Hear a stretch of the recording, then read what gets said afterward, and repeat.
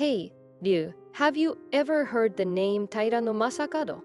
Of course. He's super famous in Japanese history. Masakado was a bold samurai from the Heian period, who even dared to call himself the new emperor. Wait, new emperor? Isn't that basically declaring yourself the emperor? That must have caused a massive uproar back then. Exactly. Masakado's rebellion is one of the most extraordinary events in Japanese history. Today, I'll break it all down for you. First of all, who was Taira no Masakado? Start from the beginning. Masakado was a descendant of Emperor Kanmu and the son of Taira no Yoshimasa, making him part of a prestigious family with imperial blood. He was based in Shimosa province, that's around northern Chiba prefecture today. Wow, having imperial blood sounds impressive. Was he always an elite?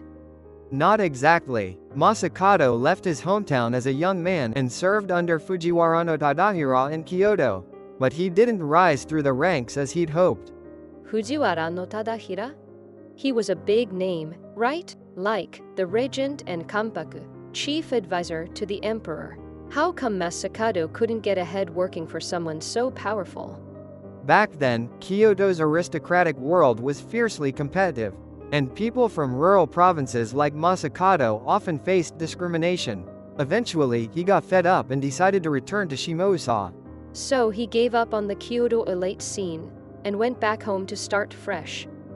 But going back home didn't mean life was smooth sailing, right? Not at all. When Masakado returned, he got caught up in a brutal inheritance feud with his relatives. Wait, fighting with his own family? Was it that bad? It was intense. Masakado clashed with his uncle Taira Kunika and his cousin Taira Sadamori over land and power. Money and land disputes really bring out the worst in people, huh?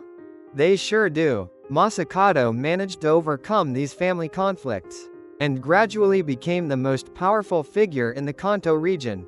In a way, what started as a family feud escalated into a full-blown regional conflict. And then he finally takes the audacious step of declaring himself the new emperor, right?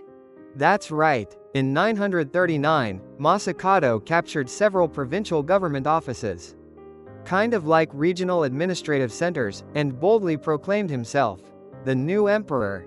New emperor? That's basically declaring war on the imperial court.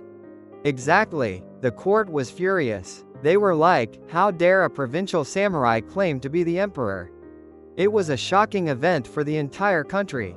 But obviously, there's no way he could have pulled that off and gotten away with it, right? Of course not. By 940, the court had organized a massive force to crush him. His cousin Taira no Sadamori and Fujiwara no Hidesato led the charge. So it ended up being a family feud on the battlefield. Pretty much. After fierce fighting, Masakado was defeated and killed. His head was sent to Kyoto and put on display as a warning. A grim punishment for rebels at the time. But despite all that, he was still loved by the people in the Kanto region, wasn't he? Exactly. To the Kanto people, Masakado was a hero who stood up to the imperial court. But to the court, he was a traitor. It's fascinating how perspectives can vary so much. And there's that eerie legend about his head, right? Yep. After being displayed in Kyoto, the story goes that Masakado's head opened its eyes at night, shouted that it wanted to reunite with its body, and eventually flew back to Kanto, glowing as it went. The spot where the head landed is where the famous Masakado's Kubizuka, head mound, is now, in Tokyo's Otomechi, right? You got it. Even today, it's a popular spot where people go to pay their respects. It's like something straight out of a ghost story. But the head mound isn't just a historical site, right? There are some spooky curse legends tied to it, too. That's right. For example, after the Great Kanto earthquake, they tried to build a government building on the site, but workers kept getting sick or injured. Eventually, they had to abandon the project. And during the Tokyo air raids, wasn't the area around the mound relatively unharmed? That's right. The entire area was engulfed in flames, yet for some reason, only the surroundings of the mound remained untouched. And after World War II, when the US occupation forces tried to remove the mound, their bulldozer tipped over. So they gave up on the idea. The mound absolutely refuses to be moved from there, no matter what. Creepy, but kind of amazing. Still, what do you think Masakado's rebellion meant for Japanese history? The biggest takeaway is that it showed local samurai had enough power to challenge the court. It set the stage for the rise of the warrior class. So it was like the dawn of the samurai era, with Masakado leading the charge? Exactly. His rebellion was a precursor to the establishment of the Kamakura shogunate, where samurai became the dominant political force. Taira no Masakado wasn't just a rebel.